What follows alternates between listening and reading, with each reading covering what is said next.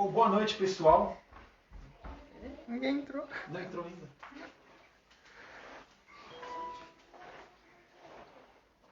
Não entrou ainda, não?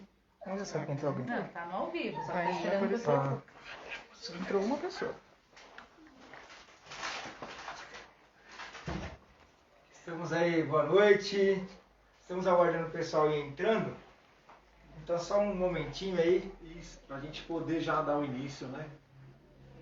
Nosso diretor aí de vídeo está analisando a quantidade de pessoas que está entrando. Pediu para a gente aguardar um pouquinho. O nosso cameraman. Então vamos aguardando.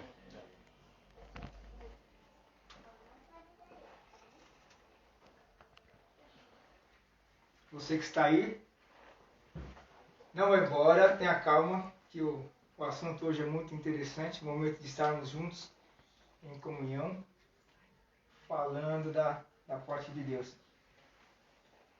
Eu não sei muito bem onde me posicionar aqui, o diretor. Tá bom aqui? A minha esposa está dizendo que eu estou saindo da câmera, então é que eu sou meio larguinho. Tá dando... Bom, como nós nunca vivemos um momento desse, né? É complicado a gente estar afastado das pessoas. Com certeza. A gente não é acostumado a não ter comunhão com as pessoas, né? Então é complicado a gente até falar sobre esse tema, que é tudo muito novo para todos nós. Né? É verdade. Por isso que é um tema interessante, justamente porque é novo para todo mundo. Como manter a comunhão em tempos de pandemia? Estão pedindo para falar mais alto, que não está dando para ouvir. Como manter a comunhão em tempos de pandemia? Estão me ouvindo bem? Manda aí um comentário se a luz está boa, se o áudio está bom. Para a gente dar continuidade, daqui a pouquinho nós já vamos entrar exatamente no tema. Vamos louvar a Deus para que dê tempo das pessoas entrarem. Depois nós vamos continuando. Todo mundo está ouvindo bem? A luz está boa? Está tranquilo? Se você não estiver me vendo muito bem, se eu não estiver exatamente lindo como minha mãe e minha esposa diz que eu sou, alguma coisa errada está no seu celular, no seu computador, manda para conserto. Porque segundo a minha esposa e minha mãe, eu sou um cara lindo. Agora melhorou. E o André também. Com certeza. Minha mãe acha que eu sou a criatura mais linda do mundo. Então tá bom. E aí, meu querido, como é que nós fazemos? Continuamos, aguardamos? Podemos começar? Começa com louvor, então. Vamos começar com uma oração? Pode ser. Pode ser? Com certeza. Então você faz uma oração para Faço. começar. Oremos. Oremos então. Senhor nosso Deus, graças nós te damos, ó Pai. Nós pedimos permissão para entrar em Tua presença. Nós pedimos, Senhor, que o Senhor nos dê sabedoria e discernimento, Pai, pois é um tema um pouco complicado, que nós possamos ser a Tua voz, ó Pai, nesta noite. Nós não estamos tentando substituir um culto, nós não estamos querendo também trazer algo muito fechado para o povo, Senhor. Nós aqui estamos falando como jovens, como pessoas errôneas, Senhor, pecadoras, ó Pai. Que o Senhor nos dê graça, nos dê sabedoria. Abra o coração, Senhor, dos nossos ouvintes, Senhor, que nós possamos estar fazendo uma live de excelência, Pai, para honra e glória do Teu nome, Senhor. Assim nós te pedimos e te agradecemos, Senhor. Em nome de Jesus, amém. Amém. Vamos começar louvando a Deus, então? Ok. Convido a nossa irmã Vilma para estar cantando conosco.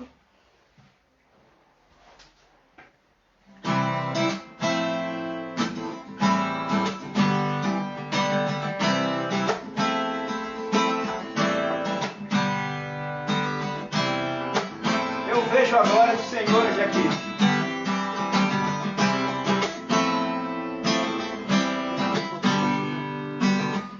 Eu vejo a glória do Senhor hoje aqui. A sua mão, seu poder sobre mim. Os céus abertos, hoje eu vou contemplar o amor descer neste lugar. Eu vejo a glória do Senhor hoje aqui. A sua mão, seu poder sobre mim. Os céus abertos, hoje eu vou contemplar o amor descer neste lugar.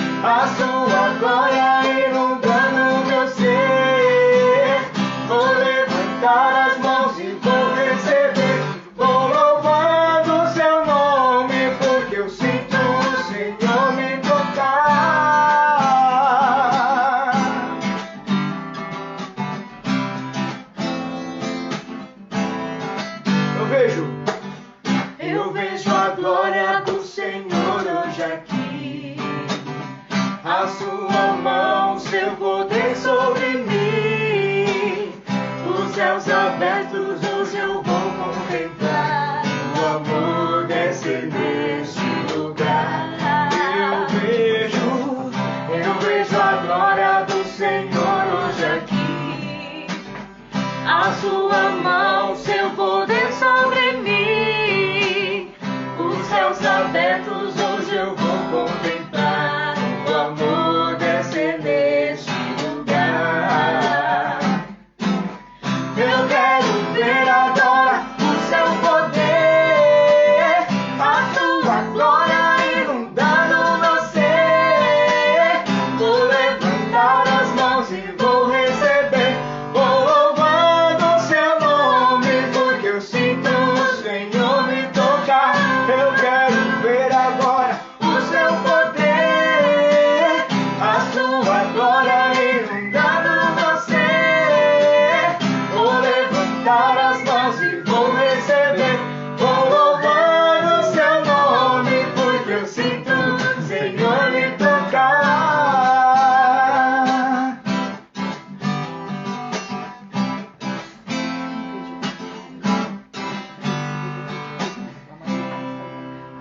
Meus queridos, se você ouvir um assobio diferente aí, é meu papagaio, que também é servo. Então ele canta, ele assobia junto conosco, a gente começa a louvar e ele vai assobiando. Aí você que já está aí, compartilha nas suas redes sociais o link para que seus amigos, seus parentes, colegas e irmãos também venham participar conosco aqui nessa noite. Vamos compartilhando. Como o tema de hoje é comunhão, então vamos cantar aquele cântico Corpo e Família.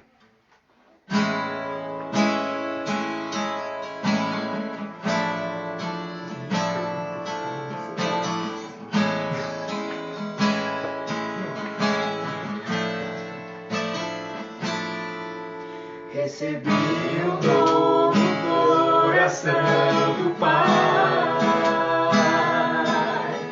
coração regenerado, coração transformado, coração que é inspirado por Jesus. Como fruto deste novo coração,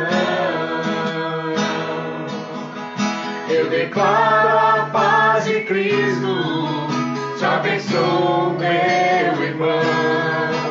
Preciosa é a nossa comunhão. Somos corpo, assim bem ajustados, totalmente ligados, unidos, vivendo em amor, uma família, sem qualquer falsidade, vivendo a verdade, expressando a glória do Senhor, uma família que tem um compromisso no grande amor de Cristo. Eu preciso de ti, querido irmão, precioso és para mim, querido irmão.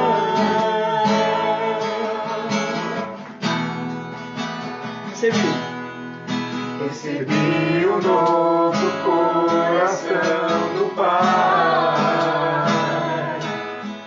coração regenerado, coração transformado, coração que é inspirado por Jesus.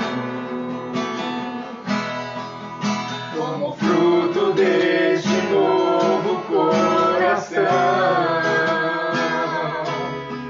eu declaro a paz de Cristo, te abençoo, meu irmão.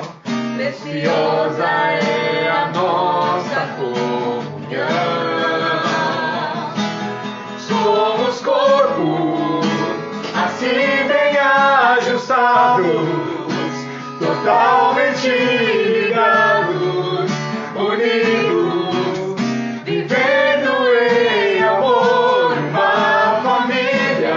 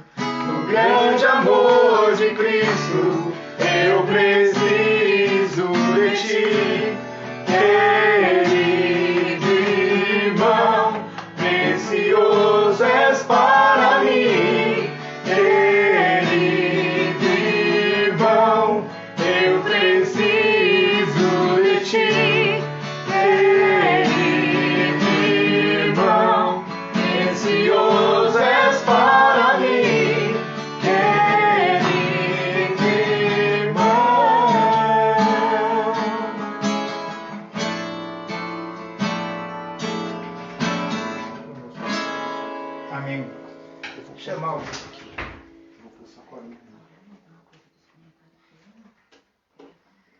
Eu vou chamar o André aqui.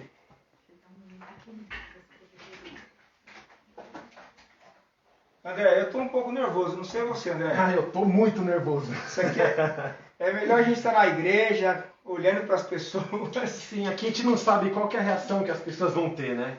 É diferente. Então, enquanto o André vai explicar para os irmãos como é que vai funcionar a nossa live, de onde veio a ideia, de onde veio o tema, Sim. e por que nós resolvemos fazer essa live, eu vou tomar uma aguinha rapidinho e já volto. Ok. Bom, amados irmãos, assim, nós sabemos a necessidade que nós temos na questão da gente congregar a Deus, né? Ir para uma igreja. Nós nunca passamos por um momento desse de isolamento, né? Sabemos que a história lá atrás, a igreja passou por momentos assim. Mas para nós é tudo novidade. Então, assim, nós conversamos com algumas pessoas da UMP local, né? Do Jardim Elba. E nós estávamos vendo a necessidade da gente fazer uma live dessa para a gente poder estar um pouco mais próximos de vocês. Mesmo não visualmente, né? Mas a gente possa estar aqui, ao vivo, mostrando para vocês um tema excelente, que é Valentes. É o que? Buscando a Deus no home office. Né? A gente colocou como um podcast, né? Que vai ser tipo uma entrevista com o Fernando. Né? A gente selecionou, pediu para o pessoal estar mandando perguntas, né, durante a semana, para a gente poder estar jogando para o Fernando estar respondendo para nós. E assim, como mandaram muitas perguntas, a gente resolveu fazer o quê? O Fernando vai dar uma pequena introdução sobre o tema, né, sobre a comunhão de Deus, como a gente pode estar buscando em casa, e a gente selecionou 2 perguntas, né, que a gente possa estar elaborando a respeito sobre esse tema. O que o senhor prefere? Já dá uma explicação ou quer que já faz as perguntas? Vou fazer uma introduçãozinha aqui, depois a gente entra nas perguntas. Ok. Pode ser? Pode ser, fique à vontade. Primeiro eu quero agradecer aí a audiência de toda a galera da nossa mocidade que já me falaram que estão todos aí, o Eduardo, a Sharon, o Raí, a Regina, Carol, Janaína, Pastor Josivaldo. Deus abençoe a vida de vocês. Então que o João Vitor, o Jonatas, a Vilma, Deus abençoe a vida de todos vocês. Muito obrigado por vocês estarem aí perdendo um pouquinho, na verdade ganhando um pouquinho do tempo para nós falarmos do nosso Deus. Como o André já disse, o tema é Valentes.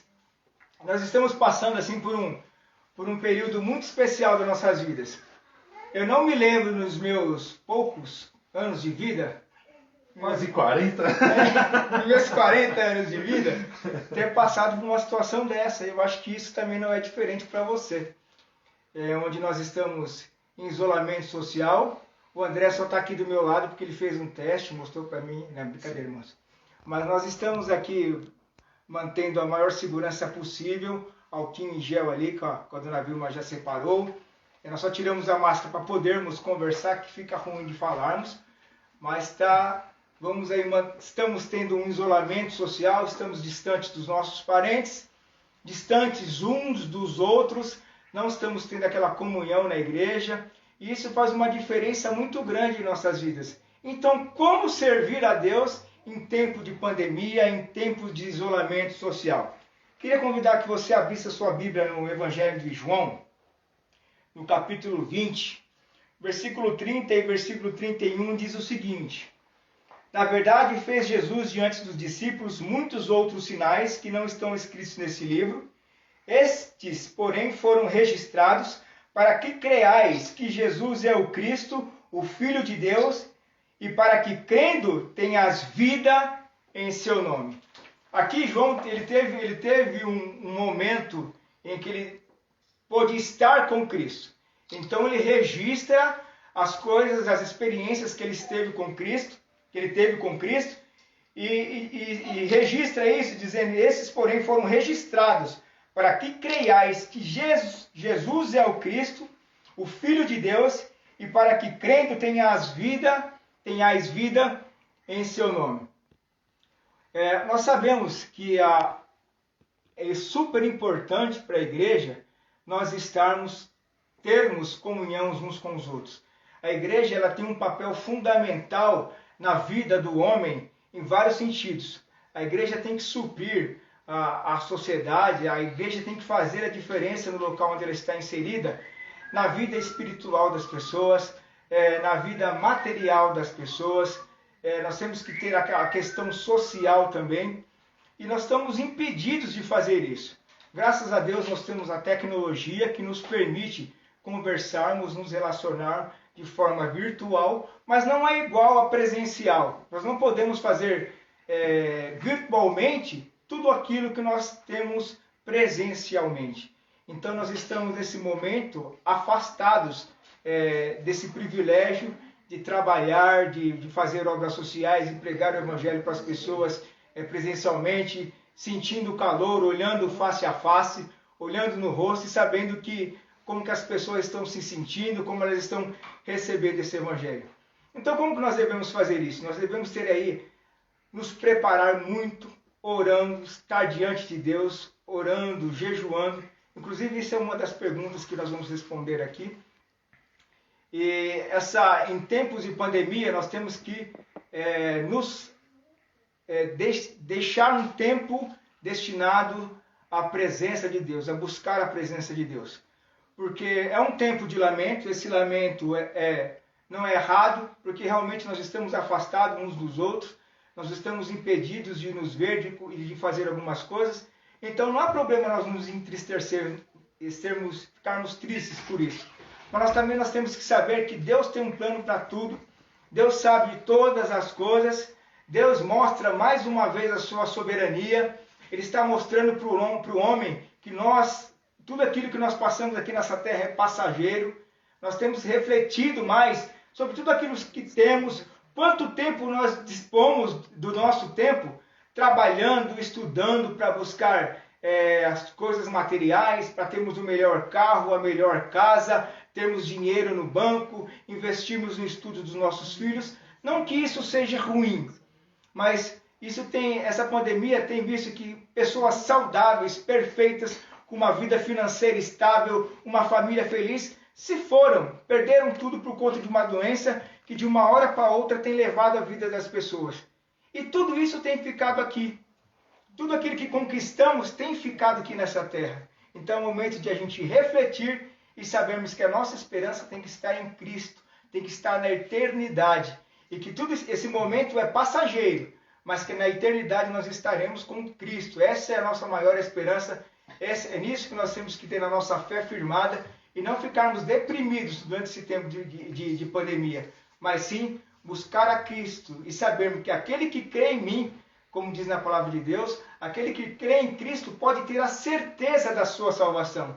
Então, mesmo se você ficar doente, mesmo que você for acometido aí do Covid-19, você vai poder ter a certeza que você vai estar com Cristo eternamente. E esse é o maior presente que Cristo poderia nos dar. Essa é a nossa maior esperança. Quer falar alguma coisa, André, antes de a gente passar para as perguntas? Por mim, a gente já pode passar já. Então tá joia. Meus queridos, foram feitas várias perguntas. Deixa eu até passar para cá. Foram feitas várias perguntas assim complexas de se responder. Deixa eu até colocar aqui algumas para mim me lembrar. E depois, se os irmãos tiverem alguma dúvida que queiram colocar aí nos comentários, aí o Jonatas vai repassando para a gente, ou sugestões de cânticos também, para que nós possamos cantar depois. Uma das perguntas, meus queridos, é a seguinte. Se já sabemos que a vontade de Deus é soberana, por que jejuamos e orando, sendo que nossos dias já foram escritos por Deus? Olha que pergunta interessante. André, Oi. Se a vontade de Deus é soberana, se nós sabemos que os dias já foram escritos por Deus, por que nós temos que orar e por que nós temos que jejuar? E você me joga essa bomba. Eu acho que é assim, né? A minha concepção pode não ser a mais correta, mas assim, a oração em si, ela é uma conversa que a gente tem com Deus, né? É claro, tem uma maneira correta para que a gente possa entrar na presença de Deus. E basicamente é isso. E o jejum ele é um fortalecimento pessoal, né? Muitas pessoas elas acreditam que o jejum ele é uma forma de você batalhar e conquistar bênçãos. Mas a Bíblia ela explica para nós que o jejum, ele na verdade é uma batalha interna. É um crescimento espiritual nosso. Eu gostaria que você mandasse para nós aí, mande nos comentários, por que nós temos que orar? Por que você acha que, se nossos dias já estão escritos por Deus, olha que pergunta interessante. Eu não sei se o pessoal da mocidade estava querendo me pegar, mas realmente é interessante. Pastor Josivaldo também está aí. Pastor, ajuda nós aí, pastor. Por que nós temos que orar? Em João 14, no versículo 13 e 14, diz assim: tudo quanto perdirdes em meu nome, isso farei a fim de que o Pai seja glorificado no Filho, e se me perdirdes alguma coisa em meu nome, eu o farei. Nós sabemos que Deus sabe de tudo, não apenas do presente, como do passado e do futuro. Então, eu vou, como diria o Jack Stripador, vamos por partes. Por que nós temos que orar sabendo que Deus sabe todas as coisas? Só entender o que eles estão escrevendo aqui. Ah, tá. Fica aqui, André. Que a gente consegue ver os comentários. Você quer que eu já leia ou você quer? Pode ler. Aqui, a Sharon ela disse assim, que o jejum é para nos santificarmos. Sim. A Débora falou assim, porque Deus nos mandou pedir e dar-se-vos-á. Certo. Inclusive, esse comentário da Débora é a primeira coisa que eu queria responder. Nós oramos porque nós somos motivados a orar pelo próprio Deus, a quem nós oramos. O próprio Deus a quem nós oramos nos motivou a orar. A maioria das pessoas crê que somos nós que iniciamos a oração, que nós entramos diante da presença de Deus, mas na verdade Deus que nos incentiva a orar. Deus que nos incentiva a pedir a Ele. Mesmo que Deus já escreveu todas as coisas, nós somos incentivados por Deus a pedir a Ele a resposta, a pedir a Ele o sustento, as nossas petições, as nossas ansiedades. Nós temos que colocar diante desse Deus, que é o nosso melhor amigo, que conhece todo o nosso interior, conhece o nosso mais íntimo. O salmista diz que ele esquadrinha todo o nosso pensamento, o nosso coração. Deus sabe disso. Então Deus quer que nós nos expomos diante dele, que nós nos humilhemos diante dele e façamos as nossas petições. Então o próprio Deus nos estimula a orar. Temos algum comentário, André? O Eduardo, ele disse assim, Jesus sendo Deus, ele orava. A Carol disse, Deus tem prazer em ouvir os seus filhos. O Raí, ele falou assim, porque nós não sabemos de tudo e precisamos sujeitar a Ele todas as coisas. Exatamente, todos esses comentários são corretos. Então, primeiro, nós temos que orar porque nós somos incentivados pelo próprio Deus a orar. E nós também oramos, nem tanto para mudar a mente de Deus, que muitas vezes as pessoas colocam assim, nós temos que determinar, porque aquilo que você determinar, que está ligado aqui na terra, será ligado no céu. Então tem algumas teorias que nós temos que tomar cuidado, mas nós oramos não para mudar a mente de Deus, mas para perceber aquilo que Deus quer de nós. Quando nós oramos, que buscamos a presença de Deus, não é que Deus muda aquilo que Ele quer, mas Ele coloca em nossas mentes, em nossos corações, para percebermos aquilo que Ele quer de nós. Então a oração também não é para nós mudarmos o pensamento de Deus, mas para nós entendermos aquilo que Deus quer de nós. Mais algum comentário, André? Não, aqui mais nenhum. Veio agora a Regina. Porque se a gente não orar e tiver tudo, a gente esquece de Deus. Exatamente. Esse tempo de pandemia, meus queridos, que nós estamos assim afastados de Deus, pelo menos para mim, eu creio que para você também. O domingo tem ficado vazio, não tem, André? Tem. Os domingos têm ficado compridos e estranhos nos finais de semana. A gente sai daquela... A gente acaba acostumando, mas é um costume bom. Não um costume como apenas um ritual, como um ritualismo de ir à igreja. Mas nós sentimos falta de estar em comunhão com os irmãos, de orarmos juntos, de cantar juntos. Então isso faz muita falta para nós. E eu vou responder mais uma coisa aqui. Oramos porque Deus dispôs certos recursos de seu poder e amor que não serão liberados até que oremos. Até que nós oremos, Deus espera que nós oremos para que Ele possa nos abençoar de alguma forma. Opa, a nossa câmera aqui está Deu uma escorregadinha. Tudo certo aí, diretor? Então, ó, Deus espera que nós oremos para que Ele nos abençoe. Deus sabe de tudo aquilo que nós precisamos. Mas Deus espera que nós entramos diante da sua presença e pedimos. Eu sou pai. Eu tenho filhos. Então, o pai sente muito prazer em agradar os seus filhos. Desde que seus filhos peçam coisas que realmente eles precisem, que façam diferença em suas vidas.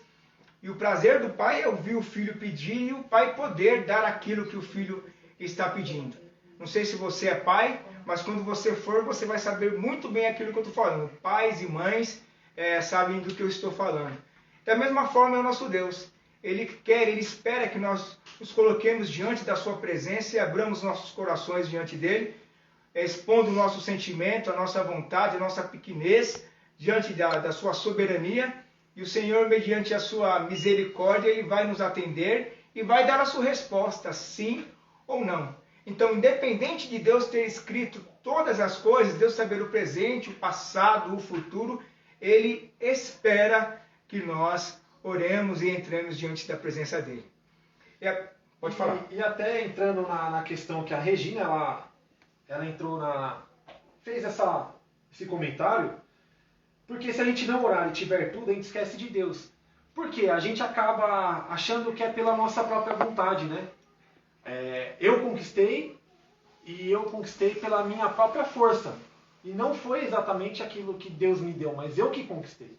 Então quando a gente ora, a gente pede para Deus e a gente conquista aquilo que a gente orou, não é que nós conquistamos com a nossa própria força, mas Deus, sendo nosso Pai, Ele veio e achou graça nisso, né?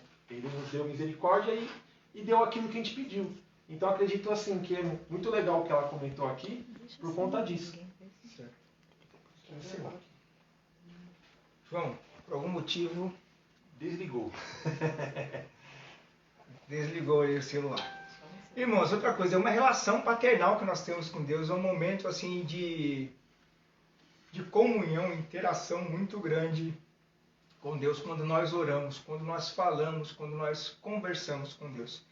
Então eu creio que deu para responder a questão por que temos orado. Se você tiver alguma dúvida, coloque aí nos comentários para a gente poder responder, se você ainda tiver alguma dúvida. E agora, por que nós temos que jejuar? Coloque nos comentários, né? A Sharon chegou a escrever alguma coisa, mas por que nós temos que jejuar? Eu já vi várias pessoas dizendo, tirando alguma coisa que gosta do seu cardápio, colocando como jejum. Na verdade, nós vemos tantas questões falando sobre o jejum na igreja. Várias denominações dizem que jejuar você pode deixar de tomar Coca-Cola, por exemplo. Eu gosto de tomar Coca-Cola, então chocolate também, né? Chocolate é muito bom. Então, como eu gosto de comer chocolate, vou ficar 1 ano sem comer chocolate. Estou jejuando. Já ouvi até dizer também, irmãos, pessoas que se privam sexualmente do seu esposo ou da sua esposa em jejum. Isso é perigoso também. Então, eu particularmente, biblicamente, eu não vejo assim o jejum dessa forma. Nós não vemos Jesus chegando para Marta e falando, não cozinha nada de doce hoje porque estou jejuando doce. Na verdade, quando nós vemos Jesus jejuar, nós entendemos biblicamente que jejum é você se privar totalmente de alimento por algum período, muitas vezes até de líquido também, para que você possa designar esse período a oração, a quebrantamento, a arrependimento, a contrição diante de Deus, você se arrependendo e colocando o seu arrependimento diante de Deus. Então, o jejum bíblico, ele vem acompanhado de tudo isso. No Antigo Testamento, havia períodos de jejum. Havia períodos em que o povo jejuava. E nós vemos aí vários personagens bíblicos que jejuavam. Juízes, profetas, reis, que aí jejuavam e pediam para o povo se arrepender dos seus maus caminhos, entregar os seus ídolos, jejuar, orar e estar diante da presença de Deus. Teve até um relato de Esther, né, que até os próprios animais jejuaram naquela época, né? Exatamente. Haviam alguns períodos de jejum. E o jejum é um exercício espiritual a fim de mortificar a carne e quebrar aí os nossos desejos e elevar o nosso espírito. Tem pessoas que pensam que jejum é algo místico. É como se o jejum fosse um talismã. E a partir do momento que você deixa de comer, Deus vai atender aquilo que você quer. E na verdade o jejum não tem essa finalidade. O jejum deve vir acompanhado de arrependimento, de quebrantamento e de muita oração. Apenas você deixar de comer, sem esse contexto todo que já foi dito, não tem muito sentido. Eu queria que você abrisse a sua Bíblia em Isaías 58.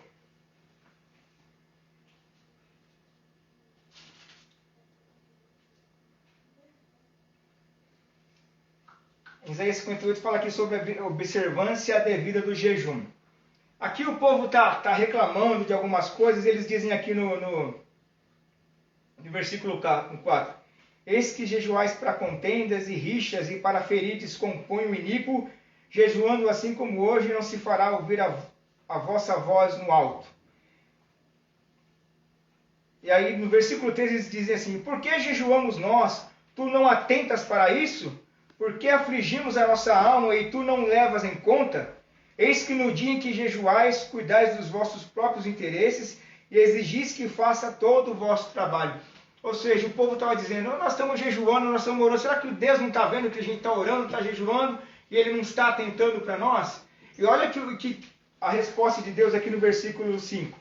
Seria esse o jejum que escolhi, que o homem um dia aflige a sua alma, incline a sua cabeça como o junco e estenda debaixo de si pano de saco e cinza? Chamaria tu isto jejum, dia aceitável ao Senhor? Então, qual que é o jejum que Deus estava esperando?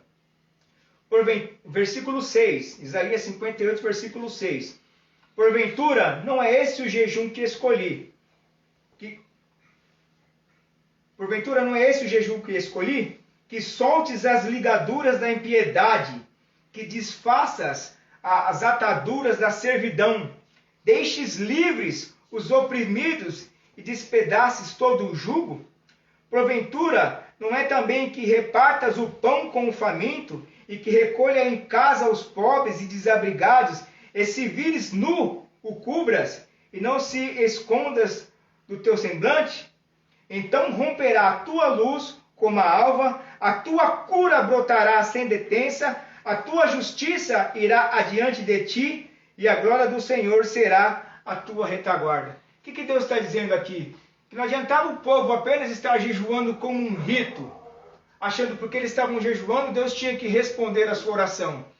Mas o que deveria vir junto com o jejum? Você viu? Vou ler de novo. Que solte as ligaduras da impiedade, que desfaça as ataduras da servidão, que deixe livres os oprimidos, que despedace todo o jugo. Ou seja, que não ficasse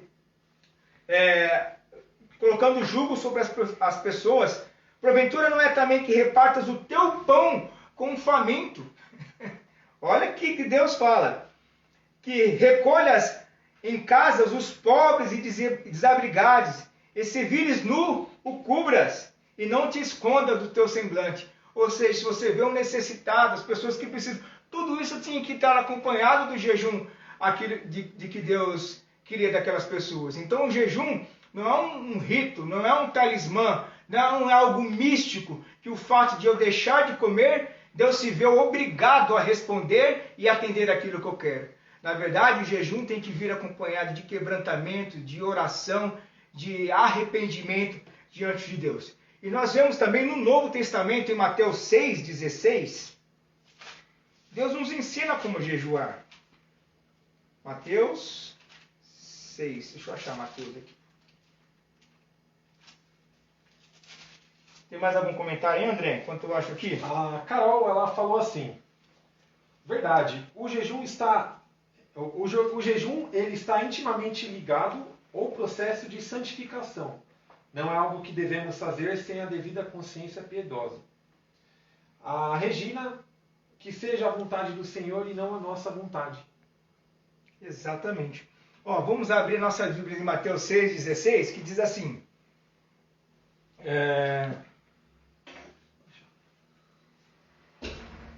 quando jejuardes, não vos mostreis contristados como os hipócritas, porque desfiguram o rosto, a fim de aparecer aos homens que jejuam. Em verdade vos digo que eles já receberam a recompensa. Tu, porém, quando jejuares, unge a cabeça e lava o rosto, com o fim de não parecer aos homens que jejuas, e sim ao teu Pai em secreto. E teu Pai que vem em secreto te recompensará. Nós vemos uma outra história também que o fariseu, ele disse que estava jejuando, porque ele jejuava 2 vezes por dia, enquanto o outro lá batia no peito e pedia para que Deus tivesse misericórdia dele. E, na verdade, Deus se agrada do outro e não do fariseu, porque ele fazia aquilo para que as pessoas vissem. Então, quando diz aqui para que nós lavemos o nosso rosto, para que unjamos a nossa cabeça com óleo, quer dizer que você tem que ter uma boa aparência. Como lá em Isaías, Deus também queria que o povo apenas se vestisse de saco e se colocasse cinza sobre a sua cabeça e ficasse lá na praça orando. Deus queria que viesse acompanhado de todo aquele contexto que já dissemos aqui. Então o jejum ele tem todo um contexto para que ele faça diferença em nossas vidas. E nesse momento em que vivemos, momento de morte, momento de tristeza, momento de perda de amigos, de irmãos, de parentes por conta dessa pandemia, que não aflige apenas o nosso país, a nossa comunidade, mas aflige todo o mundo, é um momento de orar. É momento de jejuarmos. É momento de estarmos diante da presença de Deus com os nossos corações arrependidos dos nossos pecados, reconhecendo que nós não somos nada e que não faremos nada se não tivermos Deus conosco. É momento de nós quebrantarmos os nossos corações e jejuarmos para que Deus tenha misericórdia do nosso país, para que Deus tenha misericórdia do nosso mundo e para que o homem, para que a humanidade o reconheça como Salvador de suas vidas, para que a humanidade reconheça a sua soberania e para que a humanidade reconheça que Deus está no controle de todas as coisas. Tem mais algum comentário, André? Não, que não. Então vamos passar para a próxima pergunta? Eu creio que está respondido, né? Tá, acho que está tudo bem claro. É que é complexa. É muito difícil. De você responder rapidamente uma pergunta dessa. É porque assim, a gente é acostumado, vamos orar, oremos, né? Vamos jejuar. Mas assim, pra gente explicar tudo desde o contexto bonitinho... Deixa eu pegar minha cola aqui, André, continua aí.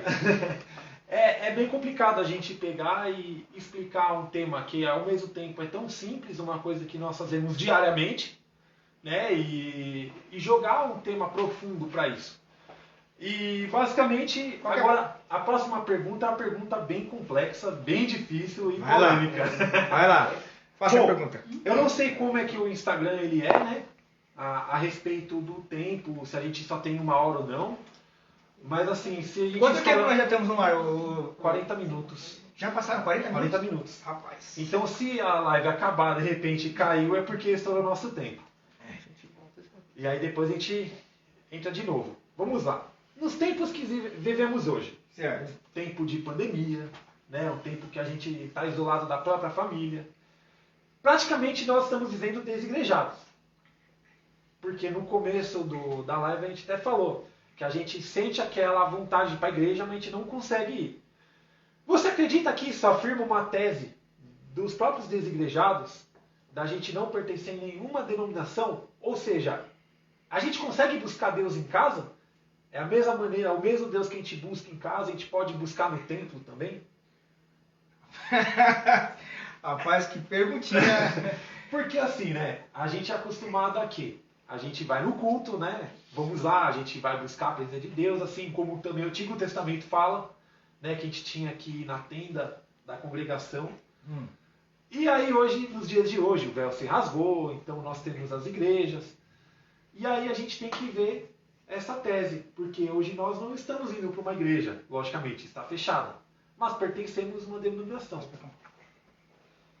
Pastor Josivaldo, me socorre aí. Como é que nós... Será que esse momento que nós estamos vivendo aí, buscando a Deus em nossas casas, fortalece então aí a tese dos desigrejados? Será que realmente eles têm razão no que eles estão falando? Primeiramente, para começar a responder essa pergunta, eu queria explicar para vocês o que é os desigrejados. Na verdade, André, existem algumas concepções de desigrejados, né? Você já ouviu falar aquela expressão? Antigamente eu ouvia se falar assim, naquela expressão, católicos praticantes E não praticantes. e católicos não praticantes.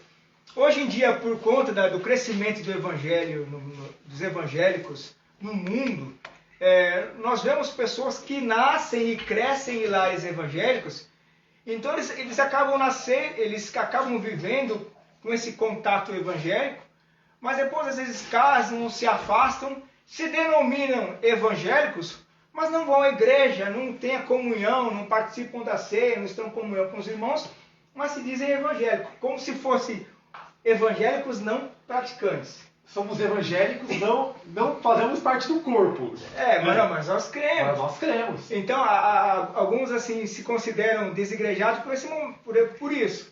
Por se dizer que eu nasci no lar evangélico, eu conheço o evangelho, mas não vou na igreja. Eu sirvo a Deus na minha casa mesmo, não mato, não roubo, não prejudico ninguém, eu ajudo o velhinho a atravessar a rua.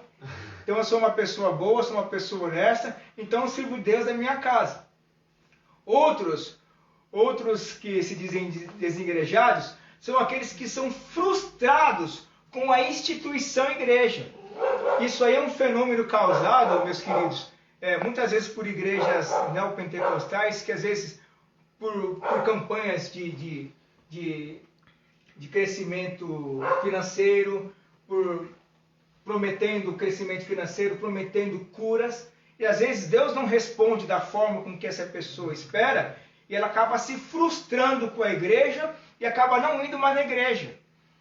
E eles até usam isso falando depois assim, você não recebeu a cura porque você não teve fé suficiente para receber aquilo. Exatamente. Aí que a pessoa fica mais frustrada ainda, porque ela entende que ela não teve fé, então por culpa dela, a sua petição, a sua oração não foi atendida. E na verdade nós vemos que Deus não atende assim tudo aquilo que nós queremos. Já pensou se todos nós fôssemos ricos e milionários e tivéssemos saúde? Será que realmente essa é a vontade de Deus para as nossas vidas? Como que fica aquela parte que diz que nós teríamos aflições nesse mundo, mas que nós deveríamos ter bom ânimo porque Deus venceu o mundo? Será que realmente a nossa vida deve ser uma vida só de felicidade, só de prosperidade, só de saúde? E quando isso nos faltar, é falta de fé na nossa vida? Será que realmente isso é verdade para nós? Então, esse tipo de citação, esse tipo de fala, tem frustrado as pessoas. Então, as pessoas têm ficado frustradas com a igreja, com essa instituição, e têm servido a Deus em suas casas. Apesar de que, se nós formos parar para pensar friamente, isso não é de tudo uma inverdade. Na verdade, quando a instituição igreja ela tem um fim em si mesma, em que a igreja só está preocupada em manter a sua própria estrutura, então a estrutura da igreja trabalha para a sua própria estrutura, eles não estão errados, eles estão corretos nesse ponto. O erro está em generalizar tudo isso. Não é verdade que, em geral, a igreja está errada. Agora tem um outro grupo de desigrejados que são aqueles que realmente criticam fortemente a instituição igreja, dizendo que essa instituição ela foi formada por Constantino, um imperador. Foi o imperador que oficiou o cristianismo como a religião oficial de Roma. Então, que depois de Constantino, a igreja ela está presa através de um CNPJ, a igreja está presa através de quatro paredes, a igreja tem se transformado numa empresa, a igreja ela cobra dízimo, a igreja ela cobra ofertas, a igreja tem empregados, a igreja paga o salário, então por isso a igreja está desatualizada. Olha que quanta coisa! Olha, tá vendo? Você viu como o argumento é muito interessante? Mas na verdade a igreja é uma instituição bíblica. Nós vemos lá quando Deus, em Mateus 16, Jesus pergunta para Pedro, quem diz que sois? E qual que é a resposta de Pedro para Jesus? Você lembra? Tu és o Cristo, o Filho do Deus vivo. Filho do Deus vivo. A resposta olha, peguei ele de surpresa aqui, o cara está preparado, hein? Tu és o Cristo, Filho de Deus vivo. Então Jesus olha para Pedro e diz, Pedro, tu és Pedro, e sobre esta rocha, sobre essa declaração de que tu és o Cristo, o Filho de Deus vivo, sobre essa declaração edificarei a minha igreja. Então a igreja é uma instituição divina, uma instituição de Cristo para o seu povo. E através dessa declaração, dessa verdade de que Cristo é o Filho de Deus vivo, a igreja foi instituída em cima dessa declaração. Então, por isso que nós sabemos que todos os evangélicos são aqueles que creem que Jesus Cristo é o Filho de Deus, do Deus vivo. E todos aqueles que não creem nisso não são denominados evangélicos. Essa é a nossa maior crença. E a igreja também, o próprio Paulo fala sobre os presbíteros, sobre os discípulos, então sobre os diáconos, tem uma certa hierarquia. O próprio Jesus também diz, se algum irmão falar mal de ti, você vai lá e fala com ele. Se ele não te ouvir, você vai com mais 2 ou 3. Se ele não ouvir os 2 ou 3, você leva à igreja. Se ele não ouvir aquilo que a igreja disser, então ele será excomungado, tido como gentil. Então o próprio Cristo aí já vai dizendo para nós algumas regras, algumas questões de hierarquia e organização da igreja. Então, não adianta eu querer dizer, nós somos um grupo de desigrejados, então eu não vou mais na igreja. Vou me reunir na minha casa, vou me reunir em grupos. E sabe o que é mais engraçado? Diga. Que o Novo Testamento, praticamente todas as cartas de Paulo, são cartas às igrejas. Muito bem lembrado. A igreja de Hebreus, de Roma, a igreja de Roma, a igreja tessalônica, a igreja de Corinto, e assim vai. E aí como que, por exemplo, às vezes eles questionam e criticam o fato de nós termos uma confissão de fé, de nós termos uma liderança, de termos uma regra, mas na verdade eles acabam tirando umas regras e criando outras. Se as pessoas começam não querem mais a instituição igreja, começam a se reunir nas suas casas, e chega alguém na sua casa pregando algo diferente daquilo que você crê, como você vai admoestar? Sendo que a palavra diz que nós temos que ser admoestados, temos que ser ensinados. Por isso que nós temos que ter mestres que nos ensinem esta verdade de que Jesus Cristo é o Filho do Deus vivo. Se eles não têm uma confissão de fé, por exemplo, como ele vai admoestar dizendo que aquilo que aquela pessoa está falando não condiz com a palavra de Deus? Então eles acabam trocando uma regra pela outra. Geralmente em grupo, sempre 1 ou 2 se destacam e acaba ficando como um líder. Então é difícil você dizer que o fato de você não ir na igreja, você vai ter a mesma comunhão. Então isso não é correto. O correto é nós estarmos na igreja, estarmos em comunhão com os nossos irmãos, porque foi isso que Deus colocou para nós. É uma instituição divina que, apesar de ter homens que são falhos, não existe igreja perfeita, meu querido irmão. Se você achar uma igreja perfeita, então não vá para lá que você vai estragar ela. Porque nenhum de nós somos perfeitos. Então é difícil você achar perfeição. Quando nós falamos com homens, as pessoas nos frustram. Mas o objetivo de irmos à igreja não é nos relacionarmos bem com os homens, mas nos relacionarmos com Deus. Porque o homem pode nos frustrar, mas o nosso Deus é fiel, é santo e é justo, então nós não podemos nos frustrar com Deus, porque Ele cumpre tudo aquilo que Ele promete.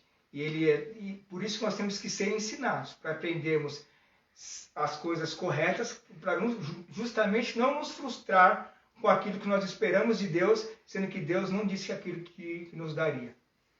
Certo? Está respondido? Então, qual que é o restante da pergunta, André, professor? Mas se você acredita que isso afirma a tese deles? Então, na verdade, eu acho que isso não afirma de forma nenhuma. Justamente por isso. Porque esses momentos que nós passamos, estamos sentindo falta da igreja, acabamos de dizer que temos que orar mais, de jejuar, nós vemos que a igreja tem um papel importantíssimo na sociedade, desde lá da Reforma Protestante. Tem um comentário? Um comentário. Desde a Reforma Protestante, nós vemos que a igreja tem um papel importante na sociedade, social e tudo mais. Então, virtualmente ou apenas em nossas casas, nós não podemos fazer isso. Temos que fazer isso presencialmente. A Dani colocou uma coisa aqui muito engraçada aqui. Perfeito. Os desigrejados, eles não querem obedecer às escrituras. Eles querem andar segundo as suas próprias consciências. Na verdade, às vezes a gente acaba a nossa própria vaidade, aquilo que nós queremos fazer. Isso está não só na questão dos desigrejados, André, como alguns crentes ciganos que vão pulando de igreja em igreja, em denominação em denominação, porque eles ficam procurando igrejas que atendam às suas vontades, os seus desejos, aquilo que lhes agrada. Mas nós temos que seguir a palavra de Deus. Como eu já disse, não existe igreja perfeita, mas existe a verdade, que é a verdade bíblica. Você quer um exemplo? Quero. Você pega João Calvino. Digo para nós Opa, mais um pouquinho. Nós pegamos João Calvino. A igreja presbiteriana era uma igreja calvinista. Então a gente segue as teses ali, a gente tem uma confissão de fé baseada naquilo. Sim. E ele viveu em época de pandemia. Ali foi a peste negra, ele perdeu seu filho, né, em meio à pandemia. E ele tinha doenças, né? Ele era, vamos dizer, uma classificação de risco. Ele tinha problemas renais, infecciosos, ele tinha vermes e assim vai. E ele não deixou de pregar o evangelho. Basicamente as igrejas, elas estavam ali numa certa reforma. E a peste negra, claramente, se você pegar a história, ela é muito pior do que o Covid-19. Sim, com certeza. Muito pior que há relatos que você pegava de manhã, à noite você já estava morto. Então ele não deixou de pregar o evangelho. No entanto que ele foi e ia em casa pregando para as pessoas e expandindo o evangelho. E a igreja, como o Hernandes Dias Lopes fala, que a igreja ela sempre triunfa em momentos de crise. Então, naquele tempo, já vinha a igreja em si, vamos dizer, não era uma igreja institucional como nós temos hoje, base de leis, tudo, porque ali era o começo de tudo, né? Acredito eu que não havia igrejas já protestantes naquela época, ainda estava no período da reforma. E eles não deixaram de pregar. Muito pelo contrário, ele ia em porta, assim como Cristo ensinou. Ia de porta em porta, pregando o evangelho, admoestando as pessoas. E logo depois foi constituídas as igrejas, e ali foi existindo várias denominações.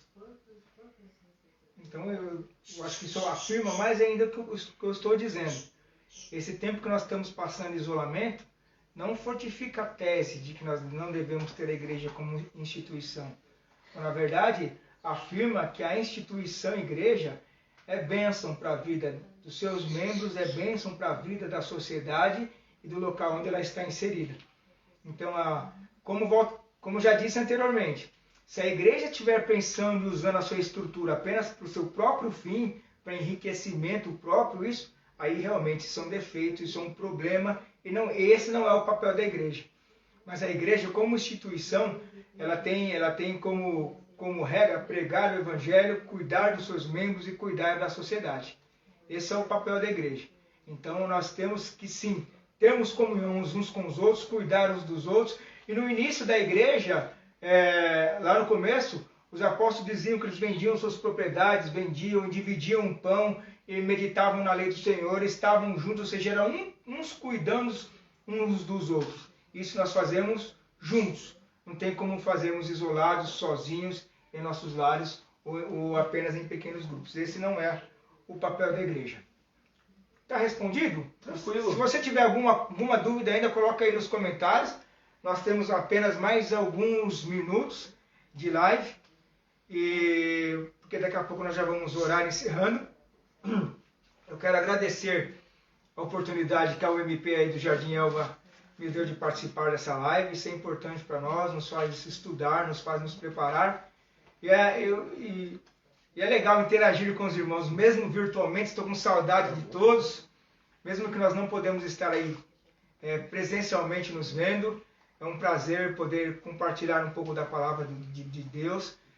Irmãos, foram feitas várias perguntas. Perguntaram até por que Jesus ressuscitou Lázaro. Foi o João que falou isso aí. Então, perguntas do tipo: o que é o cingindo os vossos lombos? Qual é a certeza de estarmos revestidos? Orando em todo tempo, toda oração e súplicas no Espírito e vigiando nisso, com toda perseverança e súplica para todos os santos. Quem são esses santos? A quem Deus está se referindo nesse texto? Tem então, muitas outras. Existem ainda. outras várias perguntas que não será possível responder numa live só, porque demanda um pouquinho de tempo, Mas isso é legal para nós, porque agora nós vamos nos preparar para termos a próxima e responder mais perguntas. Então vai ter um novo tema, o presidente da UMP vai estar divulgando para os irmãos e a gente vai estar respondendo essas perguntas e algumas outras mais que vocês fizerem. Chegou mais alguma pergunta, alguma dúvida? Não. O pessoal tá dando risada, eu acho que do João ter feito a pergunta. Quem é Jesus? Ó, o Gabriel mandou aqui, saudade, o Gabriel e a Amanda. Ô Gabriel, meus queridos, saudade de vocês Nós temos também. muitas saudades e um abraço para vocês, viu? Você, a Amandinha, o bebezinho aí, já deve estar grande já, né? Já tá enorme. Já deve estar grande. Então que Deus abençoe a vida de vocês aí, meus queridos. Saudade de vocês também. Queria agradecer a todo mundo que mandou pergunta, né? Foi um corre que a gente fez aí durante a semana para poder estar elaborando essas perguntas para que nós possamos estar aí respondendo para vocês. Agradeço a todos da UMP que se dispuseram a fazer. Né? Agora não me recordo todos os nomes porque estão todos no meu celular. E a gente agradece de fato. De fato mesmo a todos que estão participando. E um grande abraço para vocês. Então nós vamos cantar um cântico, o grande, grande é o Senhor, antes de encerrar. Eu quero deixar aqui então para você, se você ficou alguma dúvida, se eu não me fiz entender, por favor, manda seu comentário aí que depois a gente vai responder no particular, individual, a gente manda a resposta para você aí. O Jonatas vai nos ajudar, o André, e a gente manda a resposta no particular para que ninguém fique com dúvida. Então que Deus abençoe a sua vida, foi muito bom estarmos juntos. Vamos louvar o nosso Deus mais uma vez. Essa minha esposa aí, Vilma, me ajude. Ela tá igual a esposa do Fábio Júnior lá na live, que não aparece. Vou aparecer só a vozinha dela. Só a vozinha dela.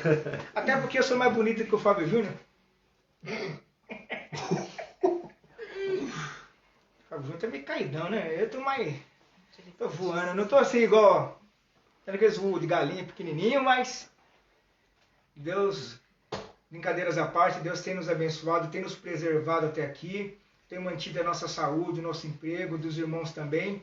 Nós não temos sabido de nenhum caso de Covid-19, por exemplo, na nossa igreja. Então que Deus abençoe as nossas vidas. Louvemos!